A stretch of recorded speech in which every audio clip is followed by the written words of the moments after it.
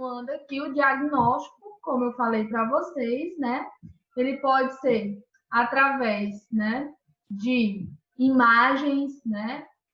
Exames laboratoriais também, né? Podem identificar câncer, por exemplo, de leucemia, né? Causas de câncer que seja leucemia, pode ser por exame laboratorial, né? Exames de imagem, né? Tomografia, ultrassonografia, né? Ressonância. Professora, com licença. Então, como eu falei para vocês, o diagnóstico existe vários tipos, né?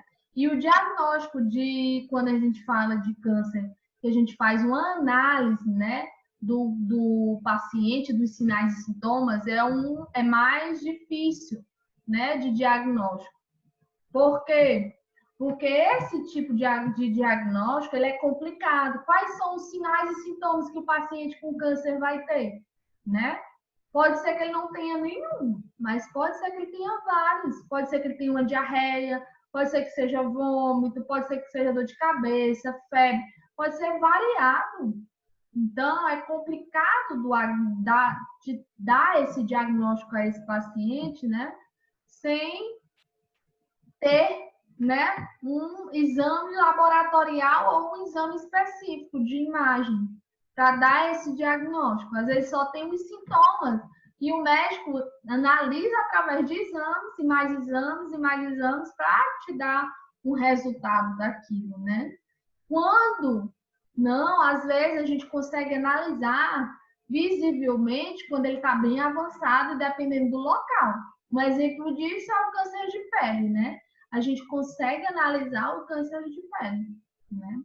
A característica do câncer de pele, né? O formato, a cor, né? Então, a gente tem como avaliar dessa parte. Mas, mesmo assim, ainda é pedido e feito uma análise, né? Às vezes se pede uma biópsia para saber se é maligno ou benigno, né? E a estimativa, né? Os tipos mais incidentes de câncer, né?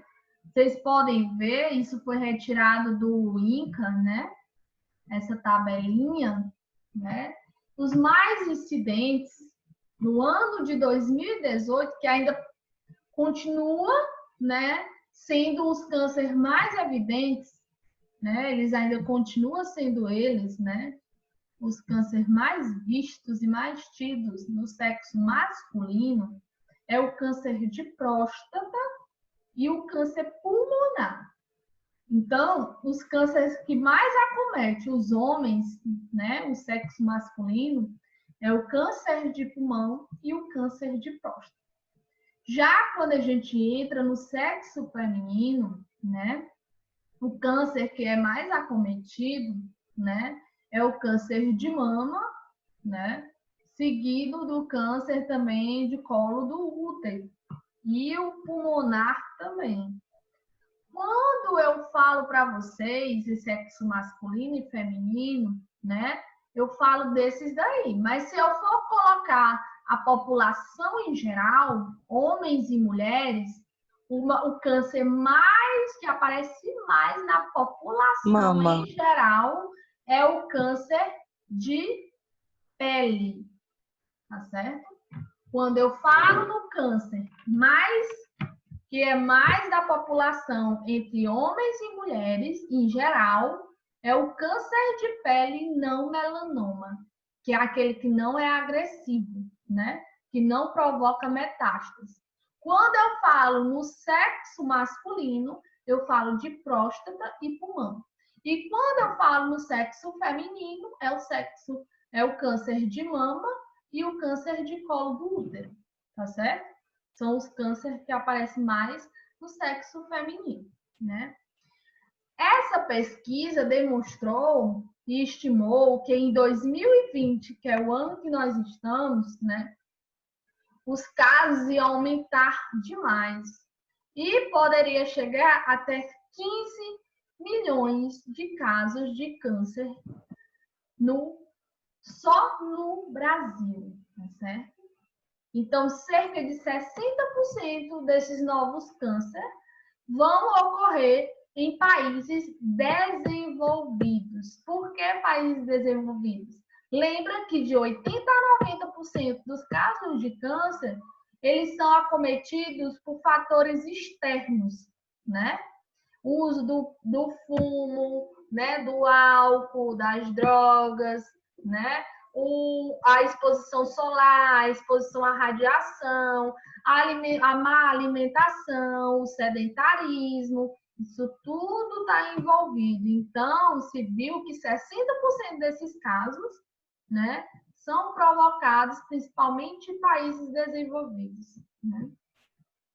E também, pelo menos um terço, né, desses câncer pode ser prevenido.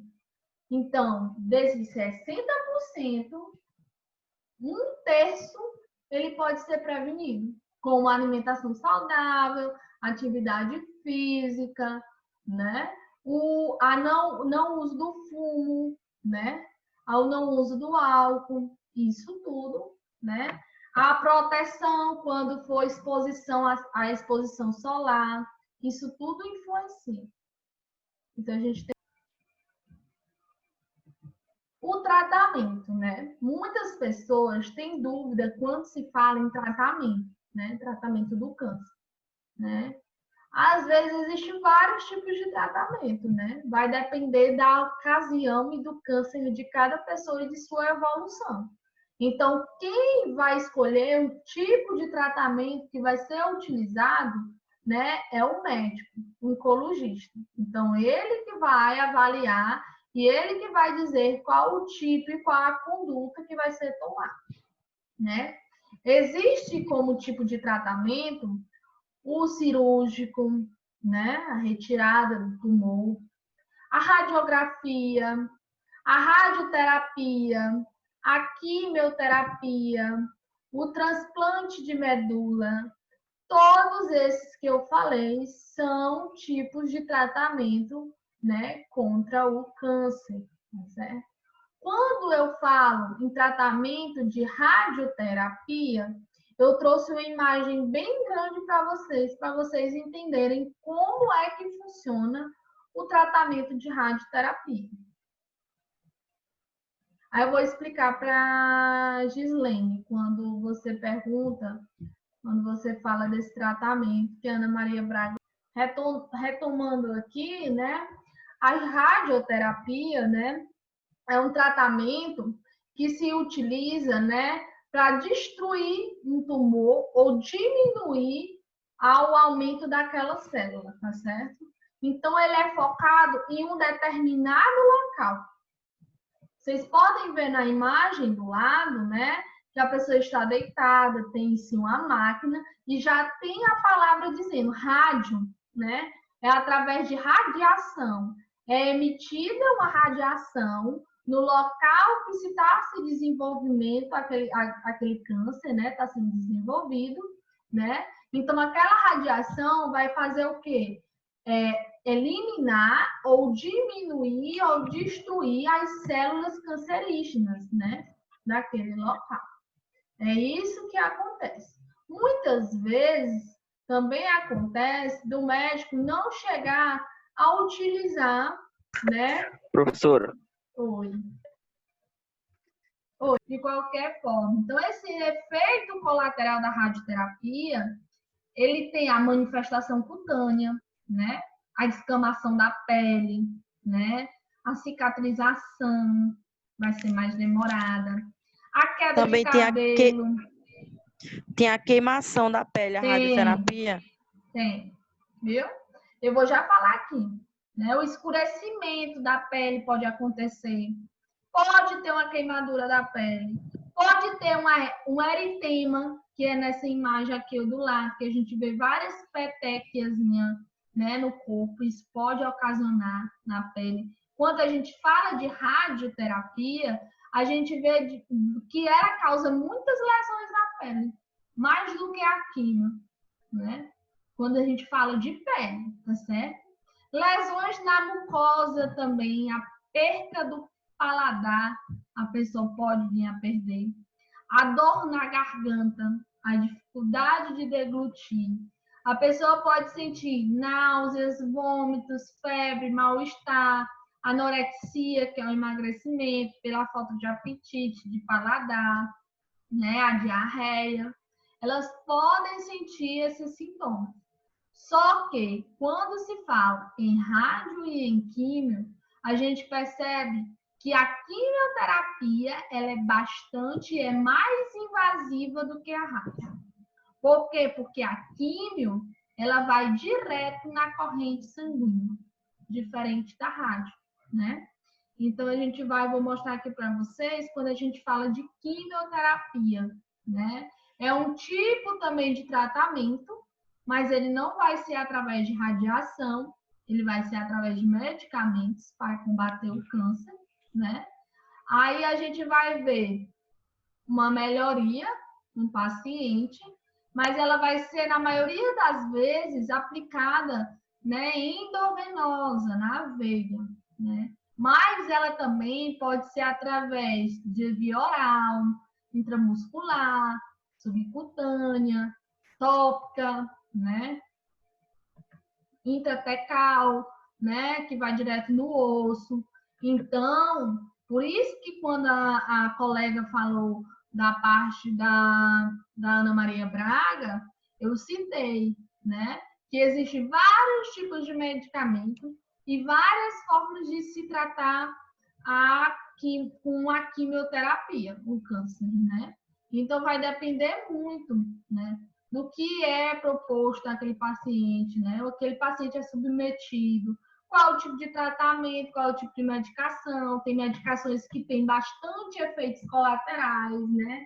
E como eu falei para vocês, os medicamentos, né, se misturam ao sangue, né? Então ele vai diretamente para a corrente sanguínea.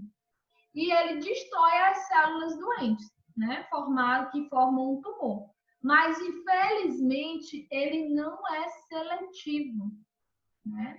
Por isso que causa todos aqueles sinais e sintomas, aqueles efeitos colaterais, né? Porque ele mas só depois daqui, eu vou estudar seletivo. Deixa eu desligar aqui. Ele não é seletivo, infelizmente. Quando eu falo em efeitos colaterais da quimioterapia, eu trago para vocês, né? Os sintomas frequentes, né? Ele vai variar de acordo com a pessoa e de acordo com o tipo de droga que ela está utilizando. Quando eu falo droga, é medicamento, né? E a sensibilidade de cada um. Por isso que o tratamento da Ana Maria Braga, né? Ela usa uma droga que tem muito menos efeito colateral. Só que é uma droga cara, caríssima, né? Infelizmente, o SUS não tem como comportar esse tipo de droga, né? E nem todas as pessoas têm acesso a esse tipo de tratamento. Então, os sintomas mais frequentes no tratamento da químio é a anorexia, é as náuseas, é os vômitos, febres, calafrios, mal-estar, diarreia, né? Descamação da pele, alopécia é a queda do cabelo, tá certo? A alopécia é isso, né? Necrose do tecido. O tecido da pele pode criar necroses, né? Porque lembre que esse medicamento está sendo feito diretamente, né, na corrente sanguínea. Pode causar hemorragias, né? Principalmente hemorragias nasais, né? Por mucosas. Ele pode ocasionar também, viu? E o uso dos quimioterápicos, né? Dos medicamentos que combatem o câncer, em períodos prolongados, né? Usados por muito tempo, ele pode causar também um desenvolvimento em outros locais e outros tipos de câncer, né? Por exemplo, da medula, né? Pode causar também anemia, que a anemia pode levar a uma hemorragia, né? Pode ter infecções causadas também pelos quimioterápicos, né? Então, se for usado muito tempo, ele também pode causar, tá certo? Outros tipos de câncer. Por isso que quando se faz quimio, se tem os processos, né? A pessoa faz a quimio, eu vou fazer o primeiro, a segunda, a terceira etapa, né? Aí tem um tempo de descanso entre uma etapa e outra. Por quê? Porque não se pode ter um gesto num período muito prolongado de tempo de quimioterapia, tá certo? Porque também, como eu falei para vocês, eles não são seletivos, infelizmente, né? Então, a radioterapia, quando a gente fala em cuidados de enfermagem, né? Quando a gente fala da enfermagem, a radioterapia, ela vai promover o quê? Um ambiente calmo, um ambiente tranquilo, né? Observar os sintomas desse paciente, a reação susceptível à ansiedade, que o paciente sempre tem aquela ansiedade de estar ali, né? Sempre fazendo esse tratamento, né? Ele fica com a boca seca, tremor, né? Pode ter vômitos, palpitações, né? Quando se fala em radioterapia, a gente tem que tirar todos os objetos que tem com o paciente, né? Ele vai se submeter a uma radiação, né? Então a gente retira objetos, né, como alfinetes, fivelas de cabelo, né, botões de ferro ou algo desse tipo, cinto, né? Se ela estiver usando um cinto, a gente pede para tirar, né? Roupas também a gente pede para tirar, para vestir uma camisola, né? Uma camisola que é própria para radiação. Aí é uma das respostas também o Danley, né? A gente usa, né, uma bata, e essa bata é bata de chumbo, né? Então ela protege para que não se espalhe também radiação para outros locais do nosso corpo, né? Por isso que é importante, nem todo lugar tem, né, quando se faz um exame, né, que se tem radiação como raio-x, né, não se usa, né? Um exemplo desse é quando a gente vai botar um aparelho, né? A gente tem que fazer uma radiografia do nosso dente ou algo desse tipo, até para arrancar também. E sempre que a gente vai se submeter a qualquer tipo de radiação, a gente tem que usar proteção. Quando a gente tirar do dente, a gente usa uma proteção para tireoide. Então tem que se colocar. O ideal é isso. Então, quando se submete a qualquer tipo de radiação, tem que se ter também a proteção. Tá bom? Dizer ao paciente que permaneça imóvel, né? Evitar o movimento, né? Outra coisa também, né? Avisar o paciente que ele deve e vai ter que ficar sozinho, né? O técnico ele vai estar próximo, mais protegido e sempre vai estar ali para tirar dúvidas dele, né? E qualquer outro tipo de questionamento, ficar atento ao efeito colateral e administrar os medicamentos prescritos, né? Essa orientação. E quando a gente fala em quimioterapia, os cuidados de enfermagem, né, são os cuidados mais voltados ao efeito colateral. Por quê? Porque o efeito colateral da quimio, ele é bem mais, né, agressivo, né, proporcionar conforto ao paciente, né, verificar sinais vitais, porque ele não vai embora logo assim que terminar a quimio, ele tem que ficar sendo avaliado, né, por causa dos efeitos colaterais, né? Além disso, auxiliar o paciente quanto náuseas, vômitos, diarreias que ele pode ter, né? Realizar a higiene do paciente, oferecer líquidos se ele precisar após a quimio, né? Observar o local da punção venosa que vai ser realizada. A maioria das quimioterapias são acessos centrais, né? Então tem que ter cuidado. Caso ocorra também o extravasamento venoso, né? Que ele se rompa, que isso pode acontecer, né? Que pare o gotejamento, e informar para o responsável, que é o enfermeiro, né? Sempre comunicar a enfermagem, assistir o paciente com gentileza, com cuidado, né? Porque ele vai se sentir fraco, ele vai se sentir, não vai se sentir bem, né? E a gente tem que deixar o ambiente bem para ele, né? Acolhido, porque ele vai precisar desse tipo de ambiente, quando se fala nisso.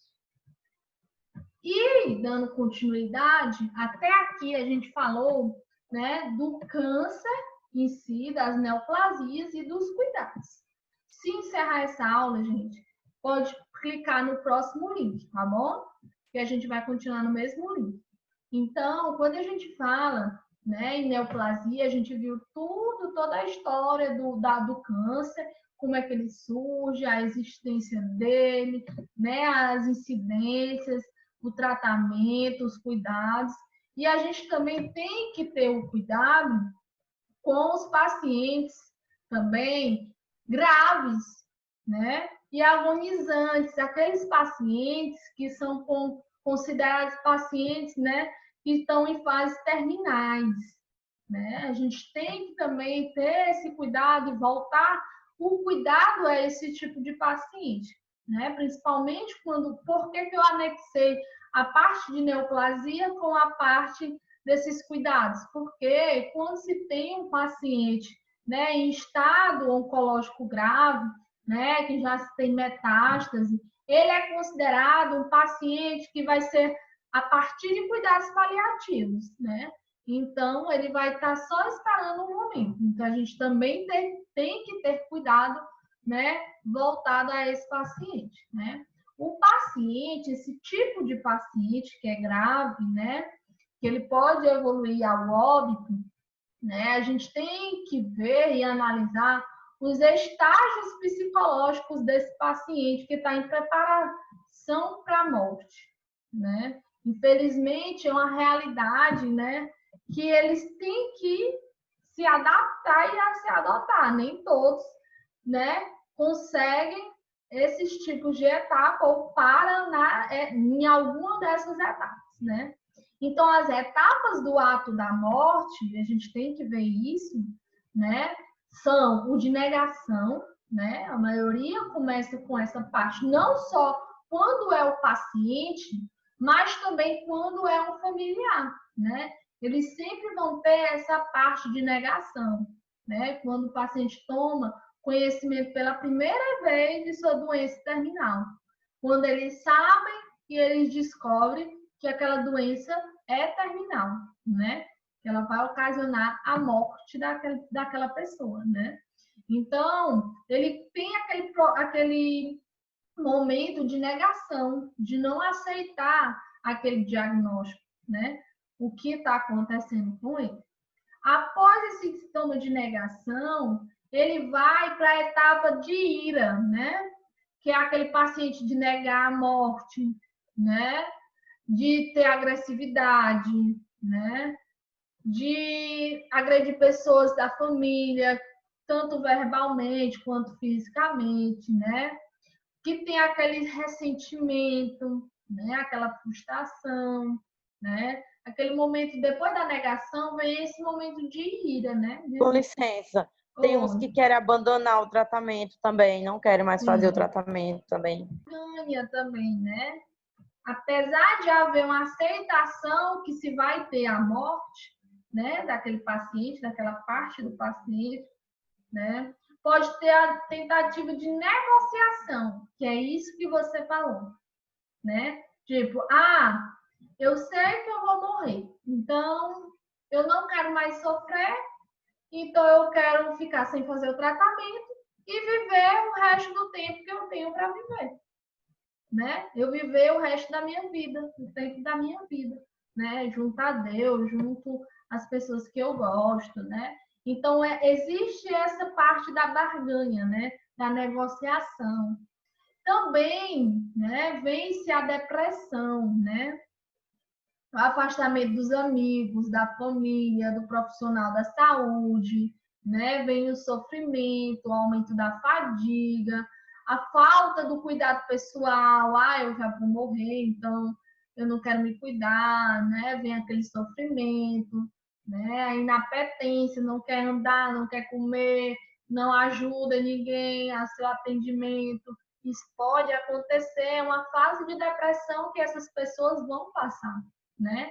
E existe também a fase de aceitação, que é a última fase, né? Nessa fase, o paciente aceita, aí que já sabe que é inevitável, né, a sua morte, e aceita a morte, né? Aceita que aquilo ali vai acontecer. e aceita também o acompanhamento dos seus familiares, né, dos seus amigos, né, a presença dos seus familiares, ele já tem um pouco mais de consciência do que vai acontecer e ele aceita aquilo, né? Ele já tem uma aceitação.